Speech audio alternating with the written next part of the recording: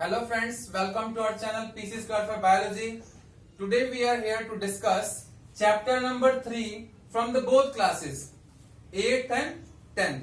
In 8th class it is chapter number 4 and in 10th class it is chapter number 3 from chemistry whose name is metal and non-metal.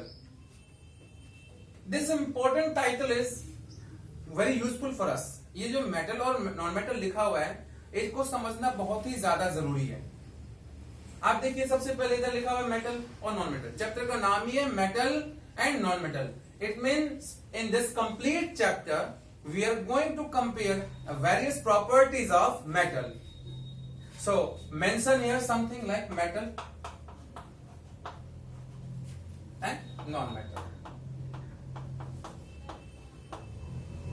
We are going to differentiate metal and non-metal on the basis of their various property.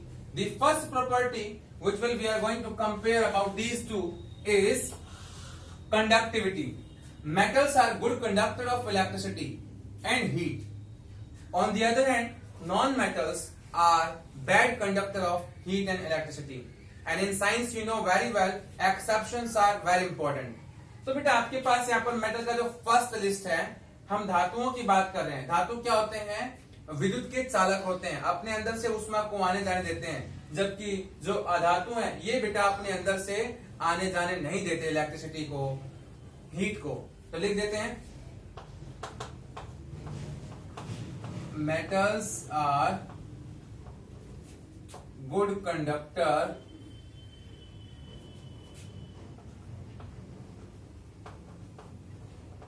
of heat and electricity. On the other hand,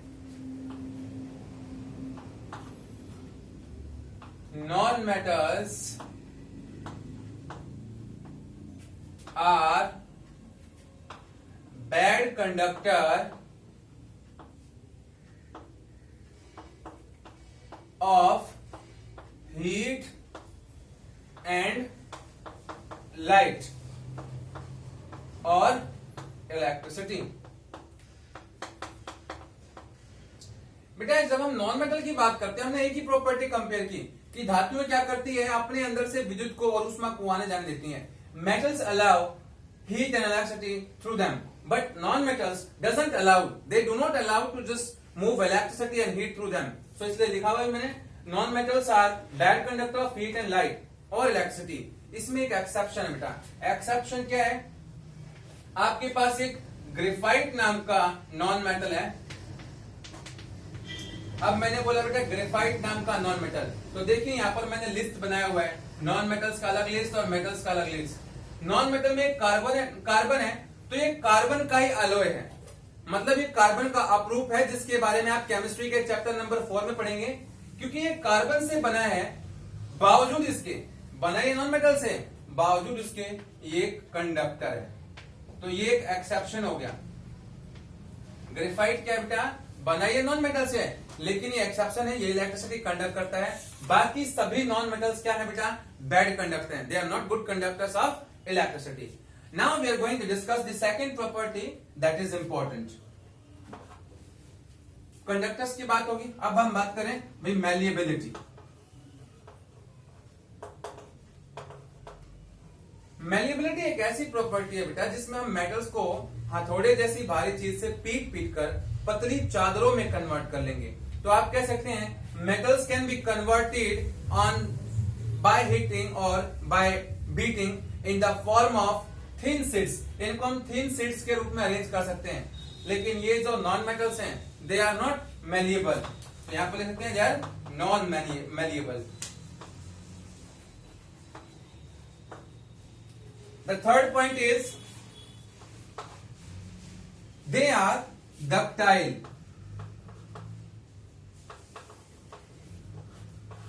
ductility क्या property है बेटा? आप ना metals को क्या कर सकते हैं?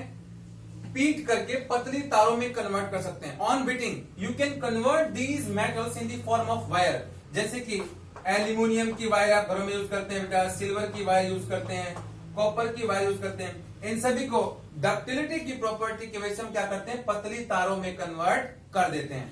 जबकि हमारे पास जो नॉन मेटल होते हैं बेटा ये नॉन डक्टाइल होते हैं, मतलब हम इनको पतली तारों में कन्वर्ट नहीं कर सकते। फोर्थ हमारा जो डिफरेंस है बेटा वो और ज्यादा इंपॉर्टेंट है, एंड दैट इज लस्टर।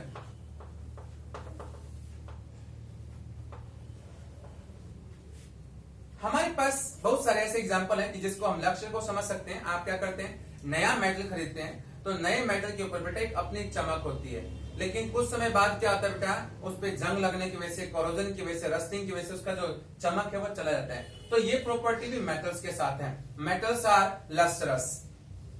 आपके जो नॉन मेटल्स होते हैं ये लस्टरस नहीं होते हैं, तो हम क्या लिखेंगे, नॉन लस्टरस।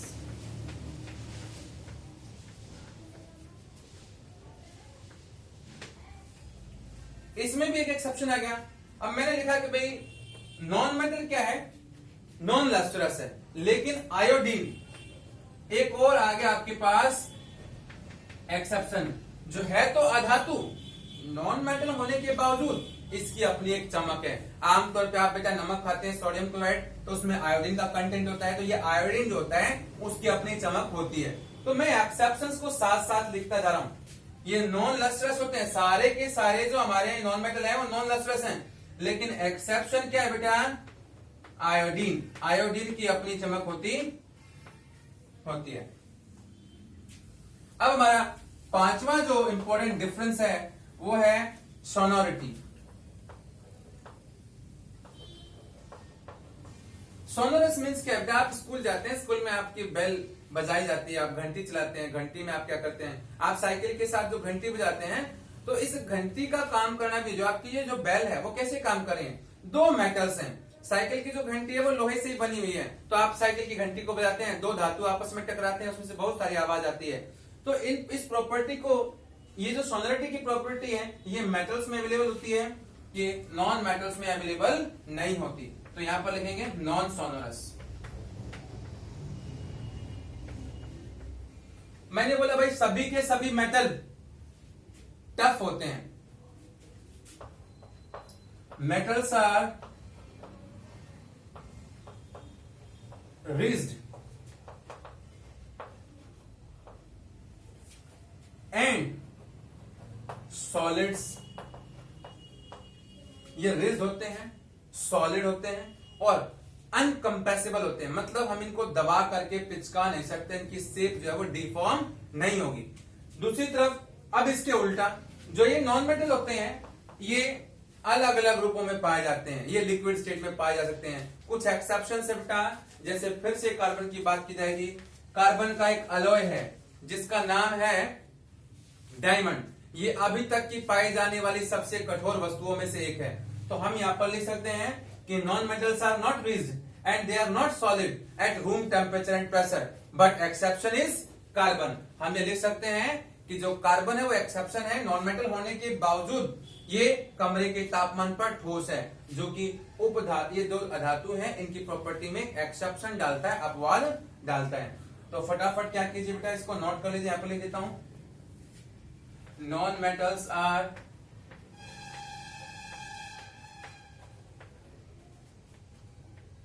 not reached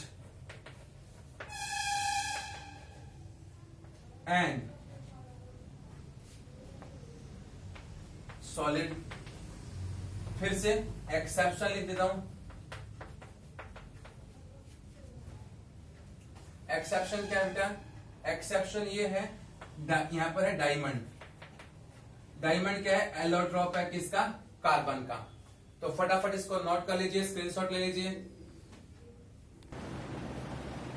आइए अब डिस्कस करते हैं कुछ ऐसी प्रॉपर्टी जो हमने क्या किया था, कंपेयर किया था मेटल और नॉन मेटल के बीच में, तब सीखा था। देखिए जब हमने कंपैरिजन किया तब मैंने आपको बताया था कि जो मेटल्स होते हैं ये सॉलिड होते हैं। टेबल में लिखा था हमने कि all metals are solid, rigid and incompressible. तो यहाँ पर दो पॉइंट हैं, point number 1 and point number 5, ये उसको गलत साबित कर रहे हैं। बेटा एक्सेप्शन का मतलब क्या होता है, अपवाद, जो ठीक उसके विपरीत हो, जो कही गई बात को साबित ना करता हूं। हमने कहा कि भाई सभी की सभी धातुएं क्या होती हैं, रूम टेम्परेचर पर सॉलिड स्टेट में होंगी, रिज्ड होंगी और इनकम्प्रेसिबल होंगी, मतलब उनको दबा करके उनकी आकृति को अलग या फिर विकृत नहीं कर सकते, डिफॉर्म नहीं कर सकते। यानी all metals are solids. All metals are solid except mercury, which exists as solid at room temperature. देखिए मैं यहाँ पर लिखा all metals except mercury. सभी मेटल्स किसको छोड़ करके, मरकरी को छोड़ करके, ये क्या होते हैं, सॉलिड फॉर्म में होंगे, कब, रूम टेम्परेचर पर। तो आपको इस मरकरी का नाम हमेशा याद रखना होगा। एक नंबर के क्वेश्चन में एकेडमिक्स में पूछा जाता है, which of the following metal is in the form of liquids eight room temperature and pressure.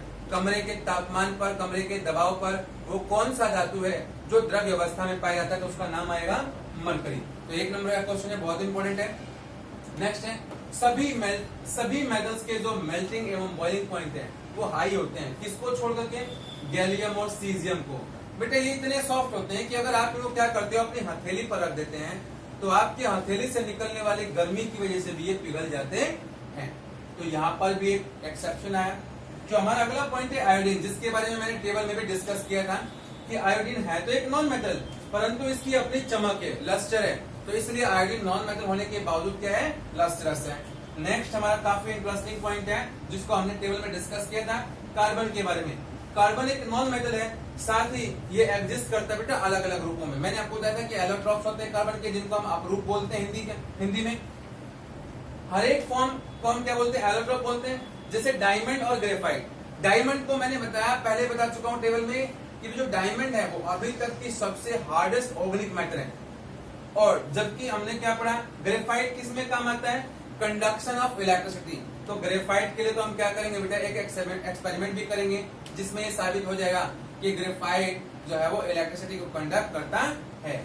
और जो लास्ट पॉइंट, ठीक पहले पॉइंट की तरह, alkali metals are very soft. बेटा आप चैप्टर नंबर 5 और 4 में काफी बेहतर सीखेंगे कि अल्काली मेटल्स किसे कहते हैं। तो यहाँ पर अल्काली मेटल्स के एग्जांपल लिख दिया मैंने, लिथियम, सोडियम और पोटेशियम। इनको हम चक्कू से काट सकते हैं, और इनके जो मेल्टिंग पॉइंट और बॉइलिंग पॉइंट है वो भी बहुत ही लो होते हैं। तो ये बहुत ही इंपॉर्टेंट कुछ नोट्स हैं जिसको आप क्या कर लीजिए, नोट कर लीजिए कॉपी में, या फिर आप स्क्रीनशॉट ले सकते हैं। नोट कर लीजिए, इसको मैं रफ करने जा रहा हूं।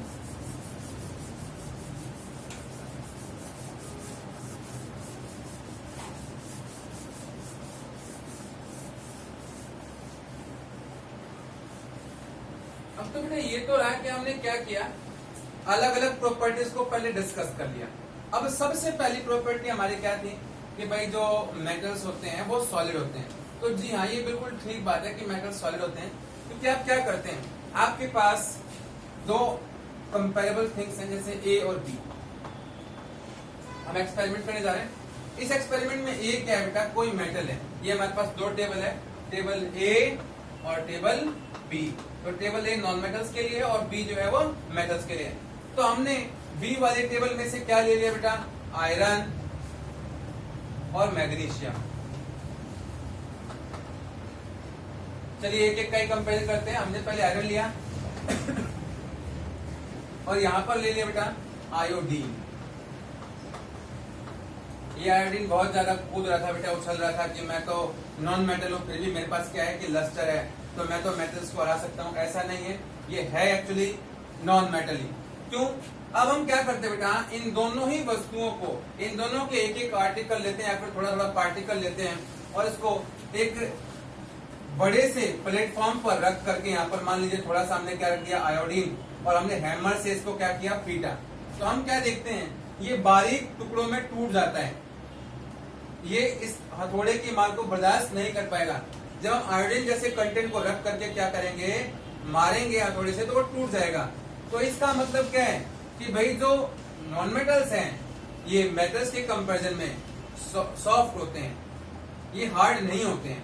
एक्सेप्शन जो कार्बन का था उसको अलग रख लीजिए, बाकी सभी नॉन मेटल के लिए प्रॉपर्टीज सेम है। आयरन को अगर मैं क्या करता हूँ बेटा, किसी ब्लॉक पर रख करके मारता हूँ, तो आपको तो पता ही है कि आयरन क्या होगा बेटा, आयरन को हम पीट पीट करके पतली चादरों में परिवर्तित कर सकते हैं, लंबी तार में कन्वर्ट कर सकते हैं। तो क्योंकि मेटल्स की हमने प्रॉपर्टी पहले पढ़ लिया, मैलिबिलिटी और डक्टिलिटी। अब यहाँ पर जो मेटल्स हैं बेटा वो टफ है, हम इनको पीट पीट करके क्या कर सकते हैं, विभिन्न रूपों में परिवर्तित कर तो सकते हैं, लेकिन ये कई टुकड़ों में नहीं टूटेगा। ये हमारा पहला एक्सपेरिमेंट हो गया जिसमें हमने दो कैटेगरीज बनाई, category A, category B. Category A से हमने क्या लिया बेटा, एक नॉन मेटल लिया। कैटेगरी बी से हमने क्या लिया, एक मेटल लिया।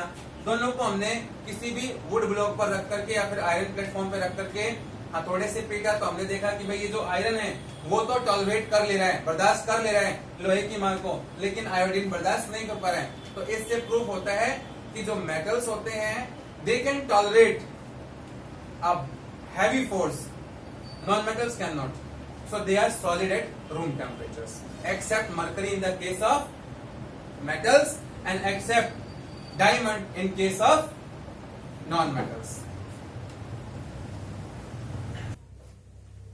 अब हम सीखने जा रहे हैं कि जो हमने कंडक्टिविटी की बात की थी कि जो मेटल्स हैं वो नॉन कंडक्टर होते हैं, तो बेटा एक्सेप्शन था कि अगर मैं क्या करता हूं, ग्रेफाइट को लेता हूं तो इलेक्ट्रिसिटी कंडक्ट करेगा। तो मैं इस एक्सेप्शन को प्रूव करने जा रहा हूं। देखिए हमने बेटा एक छोटा सा सर्किट बनाया है, ये एक बैटरी है, ये स्विच है और ये एमीटर है, ये दो पॉइंट्स हैं एक्स और वाई। मैं क्या करूं बेटा, यहां पर कोई भी रबड़ लगा दूं इतनी दूरी में, इलेक्ट्रिसिटी कंडक्ट नहीं होगी क्योंकि वो नॉन मेटल है।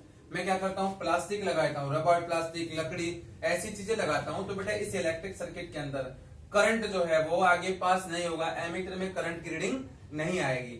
लेकिन अगर मैं क्या करता हूं, यहां पर मैं एक पेंसिल लेता हूं, पेंसिल को दोनों की तरफ से छील देता हूं और फिर उसको एक्स और वाई के बीच में अटैच कर देता हूं, तो सर्किट कंप्लीट हो जाएगा।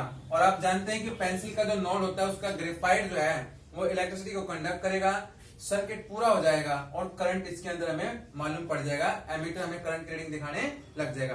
तो इस एक्सपेरिमेंट में हमने क्या सीखा बेटा, हमने एक्सपेरिमेंट के अंदर ए कैटेगरी से किसको लिया, कार्बन का एक अलॉय जिसका नाम क्या था, एलोट्रॉप, जिसका नाम था ग्रेफाइट। तो ग्रेफाइट ने क्या किया, इलेक्ट्रिसिटी कंडक्ट किया।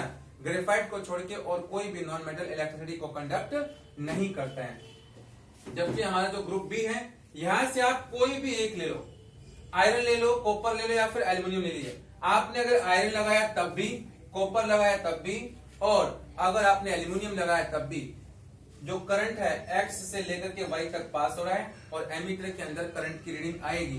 तो इससे साबित होता है कि जो मेटल्स है, metals are good conductor of electricity. तो अब हम सीखने जा रहे हैं बच्चे, हमने इलेक्ट्रिसिटी का तो एक्सपेरिमेंट कर लिया, अब हम हीट की कंडक्शन का एक्सपेरिमेंट करने जा रहे हैं। कैटेगरी फिर से वही दो, एक कैटेगरी में हम मेटल लेंगे और दूसरी कैटेगरी में लेंगे नॉन मेटल। बच्चे हमने यहाँ पर क्या किया, थोड़ा सा आग जला दिया, ये आग के लपटें निकल रही यहाँ पर, ये आपने आग जला दी है।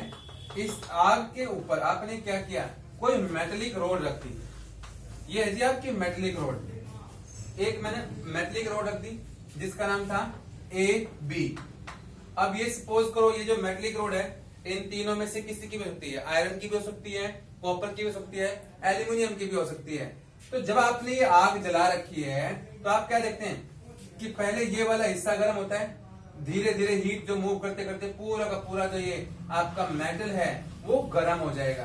तो ये तो हमने पहले पढ़ लिया कि metals are good conductor of heat as well, वो हीट को भी कंडक्ट करते हैं। लेकिन अगर मैं इसकी जगह पे रबड़ रख दूं, लकड़ी रख दूं, तो वे जलना शुरू हो जाएंगे। तो हमें पता चलता है कि जो नॉन मेटल्स हैं they are not good conductor of heat. तो बेटा ये छोटी छोटी चीजें हैं, एक्सपेरिमेंटली मैं आपको समझा रहा हूँ, इसको बहुत अच्छे तरीके से करना है। आपकी एनसीईआरटी की बुक में एक्टिविटी दी गई है जिसमें कहा गया है कि आप क्या कीजिए, एक अगरबत्ती जलाइए या फिर आप क्या कीजिए, एक स्टोव जलाइए और कोई मेटलिक एंड। बेटा एक छोटा सा एक्सपेरिमेंट मैं आपको आपकी मम्मी के किचन से बताता हूँ। आपने देखा होगा मम्मी कढ़ाई में कोई चीज फ्राई कर रही है, फ्राई करते वक्त क्या होता है, उसके अंदर जो सब्जी को मिलाने वाला होता है, एक आर्टिकल होता है घर में आप यूटेंसिल जिसको इस्तेमाल करते हो सब्जी को मिलाने के लिए। सपोज करो आप चम्मच से सब्जी को मिला रहे हैं, आपने चम्मच को क्या करा, उस कढ़ाई के किनारे पर लगा के छोड़ दिया, तो आप क्या देखते हैं वो चम्मच कुछ समय बाद गर्म हो जाएगी क्योंकि वो मेटल से बनी है। तो मेटल की जो दो प्रॉपर्टी थी, कंडक्टिविटी और हीट, दोनों प्रूव हो चुकी हैं। इलेक्ट्रिसिटी की कंडक्टिविटी भी देख लिया हमने, हीट का कंडक्शन भी देख लिया हमने, टफनेस भी देख ली। अब बात रही कि भाई गैलियम और सीजियम, तो वो मैंने पहले एक्सेप्शन में लिखवा दिए। तो बेटा आज इस वीडियो में हमने क्या देखा, हमने जितने भी प्रॉपर्टीज थी मेटल और नॉन मेटल की वो क्या कर लिए, रिवाइज कर ली है, उनको हमने अच्छे से पढ़ लिया। बच्चे अब हम पढ़ने जा रहे हैं केमिकल प्रॉपर्टीज मेटल्स की, कि क्या होगा जब इन मेटल्स को हम क्या करेंगे, ऑक्सीजन के साथ रिएक्ट कराएंगे। देखिए सबसे पहला एग्जांपल हम यहाँ पर देख चुके हैं, मेटल प्लस ऑक्सीजन। अगर मेटल ऑक्सीजन के साथ रिएक्शन करेगा तो मेटल ऑक्साइड बनेगा। और मेटल ऑक्साइड का एग्जांपल देखिए आपके पास है, मैंने क्या किया, कॉपर को O2 के साथ रिएक्ट कराया। जब कॉपर को O2 के साथ रिएक्ट कराया तो क्या बना, कॉपर ऑक्साइड, वो भी ब्लैक कलर में होगी। कोई आपसे पूछे what is the colour of what is the colour of copper oxide when it is burn in the presence of oxygen. अगर कोई आपसे पूछता है कि मैं कॉपर को ऑक्सीजन की उपस्थिति में जलाता हूं तो इसका जो कॉपर ऑक्साइड बनेगा इसका कलर क्या होगा, तो ये होगा जी ब्लैक। आपके पास एक और एग्जांपल है, एल्यूमिनियम को हमने ऑक्सीजन के साथ रिएक्ट कराया तो एल्यूमिनियम ऑक्साइड बन गया। आप पहले भी पढ़ चुके हैं, मैग्नीशियम को क्या करते हैं, ऑक्सीजन के साथ रिएक्शन कराते हैं, मैग्नीशियम ऑक्साइड बन जाएगा। आपने कार्बन को O2 के साथ रिएक्ट कराया, क्या बन गया, CO2। तो देखिए ये जो एग्जांपल है ये अलग है, ये एग्जांपल क्या है बेटा, बिल्कुल अलग है। बाकी ये सभी एग्जांपल्स ये मेटल्स की रिएक्शन हो रही है किसके साथ, ऑक्सीजन के साथ। और मैंने पहले ही बताया था आपको, आपने नेचर ऑफ ऑक्साइड्स का एक वीडियो पहले भी देखा है, मैंने अपलोड किया हुआ है, उसका टाइटल क्या है, नेचर ऑफ ऑक्साइड्स। उसकी शुरुआती topic we know that metals oxide are basic in nature. जितनी भी हमारे पास मेटल ऑक्साइड्स होती हैं इनकी प्रकृति कैसी होती है बेटा, बेसिक। धात्विक ऑक्साइड्स होती हैं वो क्षारीय प्रकृति की होती हैं। फटाफट नोट कर लीजिए इसको भी। अब बच्चे देखो, मैंने पहले जो जितनी वीडियो बनाई है उनमें आपको बार बार एक चीज याद दिलाई है कि आपका जो प्रीवियस टॉपिक है वो आपको आना चाहिए। देखिए चैप्टर 2 की जो नॉलेज है अब यहाँ पर काम आने वाली है आपके पास। यहाँ मैंने क्या कर रखा है बेटा, एल्यूमिनियम ऑक्साइड को HCl के साथ रिएक्ट कराया, एल्यूमिनियम क्लोराइड बनाया और वाटर वहां से बाहर आ गया। तो ये Al2O3 क्या है, ये मेटल ऑक्साइड है। तो हम जानते हैं कि मेटल ऑक्साइड्स क्या करेंगी, या फिर हम ये भी पढ़ चुके हैं कि मेटल एसिड के साथ रिएक्शन करता है, साल्ट और वाटर बनाता है। तो यहां पर हमारे पास क्या है, अब देखिए फिर से वही बात, यहाँ HCl है, HCl एसिड होता है, और ये जो Al2O3 है ये बेसिक होगी नेचर में, क्योंकि मैं पहले ही पढ़ा चुका हूं आपको मेटलिक ऑक्साइड होती है वो बेसिक होती है नेचर में। तो ये रिएक्शन करेगी, साल्ट और वाटर बनाएगी। फिर हमारे पास क्या है, एल्यूमिनियम O3 फिर से Al2O3, ये सोडियम हाइड्रोक्साइड के साथ रिएक्शन करेगा, क्या बनेगा बेटा, सोडियम एल्यूमिनेट और वाटर। तो ये हमारे चैप्टर 2 की नॉलेज है कि एसिड और बेस रिएक्शन करते हैं तो साल्ट और वाटर बनाते हैं। मेटल ऑक्साइड और एसिड रिएक्शन करते हैं तब भी क्या बनता है, साल्ट और वाटर। फिर वही मेटल ऑक्साइड और बेस रिएक्शन करते हैं। अब ये देखिए Al2O3 है, इन्होंने रिएक्शन किया तो भी क्या बनाया, सोडियम एल्यूमिनेट, जो कि साल्ट और वाटर है। तो देखिए खास बात मैंने आपको लिख दी है। कुछ मेटल्स हमारे पास होते हैं जैसे कि aluminium oxide, zinc oxide, which are acidic as well as basic. हमारे पास कुछ ऐसी सैंपल मेटलिक ऑक्साइड्स हैं जो दो तरह की प्रकृति दिखाती हैं, एसिडिक प्रकृति भी दिखाती हैं और बेसिक प्रकृति भी दिखाती हैं। The oxides which show both nature, acidic nature as well as basic nature, they are termed as amphoteric oxides. बेटा हिंदी में क्या होता है कि ऐसी मेटलिक ऑक्साइड्स जो कि हमें अम्लीय एवं क्षारीय प्रकृति दोनों दर्शाती हैं उनको हम उभयधर्मी ऑक्साइड्स कहते हैं। तो एक बार मैं पढ़ देता हूं अच्छे से। Some metal oxides such as aluminium oxide. अब बेटा एल्यूमिनियम ऑक्साइड को आपको याद रखना है, जिंक ऑक्साइड को आपको याद रखना है, which show acidic as well as basic behaviour. Acidic behaviour भी शो करती हैं और बेसिक बिहेवियर भी शो करती हैं। कब, such metal oxides which reacts with both acid and base. आप इनको एसिड के साथ रिएक्शन कराइए चाहे बेस के साथ रिएक्शन कराइए, ये क्या बनाते हैं, साल्ट और वाटर बनाते हैं। तो बेटा एक नंबर का क्वेश्चन 2 नंबर के क्वेश्चन में आ जाता है, give the examples of two metal oxides which form salt and water and they are the examples of amphoteric oxides। Amphoteric oxides के 2 एग्जांपल बताइए जो क्या करते हैं, एसिड और बेस के साथ रिएक्शन करके क्या बनाते हैं बेटा, साल्ट और वाटर बनाते हैं। ये सोडियम एल्यूमिनेट है, इसका फॉर्मूला आपको याद रखना है। तो मैंने बता दिया कि इस तरह के ऑक्साइड्स को क्या बोलते हैं बेटा, एम्फोटेरिक ऑक्साइड्स बोलते हैं। अब बच्चे एक और खास बात आपको याद रखनी है कि जो मेटल ऑक्साइड्स होती हैं, ज्यादातर जो मेटल ऑक्साइड्स होती हैं ये पानी में घुलती नहीं है। Most of the metal oxides are insoluble in water but we have still few exceptions which are soluble in water. हमारे पास कुछ अपवाद यहां पर भी है जो कि मेटलिक ऑक्साइड है। हम जानते हैं कि मेटलिक ऑक्साइड पानी में घुलता नहीं है, लेकिन ये 2 मेटलिक ऑक्साइड्स है बेटा जो पानी में घुलती हैं और अल्काली मेटल्स बनाती हैं। और अल्काली मेटल्स के बारे में सेकंड चैप्टर के स्टार्टिंग में आप पढ़ चुके हो क्लोर अल्काली प्रोसेस में। वहां पर सोडियम हाइड्रोक्साइड बना था, हमने एक रिएक्शन पढ़ी थी preparation of sodium hydroxide. Sodium hydroxide के निर्माण की अभिक्रिया लिखी है, तो जिसमें मैंने आपको क्लोर अल्काली प्रोसेस समझाया था। तो यहाँ पर देखिए क्या है, सोडियम ऑक्साइड है, इसने वाटर के साथ रिएक्शन किया। ये फिजिकल स्टेट्स देखो मेंशन कर रखी है। सोडियम ऑक्साइड सॉलिड स्टेट में लिया आपने, वाटर लिक्विड स्टेट में लिया, दोनों को मिला दिया, क्या बना? सोडियम हाइड्रोक्साइड, एक्वस सॉल्यूशन बनी। तो आपको मालूम पड़ा कि भाई जो मेटल ऑक्साइड्स होती हैं, मोस्टली जो मेटलिक ऑक्साइड्स होती हैं, they are insoluble, generally insoluble in water, but there are few exceptions which get solved or dissolved in the water and form metal hydroxides। बच्चों बात करते हैं किसकी? रेट ऑफ रिएक्शन की। हम रिएक्टिविटी शब्द को पढ़ते हैं। होता है क्या है, मैंने अभी आपको बताया कि मेटल ऑक्सीजन के साथ रिएक्शन करता है और क्या बनाता है? मेटल ऑक्साइड बनाता है। तो हर एक मेटल ऑक्सीजन के साथ सेम रेट पर रिएक्ट नहीं करता। अलग अलग जो मेटल है ये ऑक्सीजन के साथ अलग अलग रेट पर रिएक्ट करते हैं। मतलब हिंदी में क्या होगा बेटा कि विभिन्न जो धातु हैं वो ऑक्सीजन के साथ अलग दर से अभिक्रिया करते हैं। तो हम क्या जानते हैं बेटा कि जब धातु ऑक्सीजन के साथ अभिक्रिया करेगा तो अभिक्रिया की दर अलग अलग होगी। तो ये मैंने बेटा लिखा हुआ है, the rate of reaction of metal with oxygen is termed as its reactivity towards it. कोई भी धातु ऑक्सीजन के साथ कितनी तेजी से रिएक्शन कर रहा है, ये उसकी रिएक्टिविटी कहलाएगी। ठीक है, ये उसकी क्रियाशीलता कहलाएगी। तो बेटा इस चैप्टर में आगे क्रियाशीलता श्रेणी है जिसको आपको याद करना है, टेबल 3.2 है, जिसको बहुत अच्छे से लर्न कर लेना है। इस टेबल को इसलिए लर्न करना है क्योंकि अब चैप्टर में जो आगे आने वाले टॉपिक्स हैं वो रिएक्टिविटी से बिलोंग करते हैं, रिएक्टिविटी पर डिपेंडेंट है। यहां पर देखो मैंने लिखा भी है, हाईली रिएक्टिव और वीकली रिएक्टिव। ये देखिए सोडियम और पोटेशियम हमारे पास कुछ एक्सेप्शनल एग्जांपल्स हैं बेटा। इनकी रेट ऑफ रिएक्शन इतनी फास्ट है, आप रिएक्टिविटी टेबल में देखेंगे सबसे ऊपर है और ये सबसे नीचे। तो रिएक्टिविटी टेबल के अंदर आपको 3 कैटेगरी मिलेंगी, हाईली रिएक्टिव, वीकली रिएक्टिव और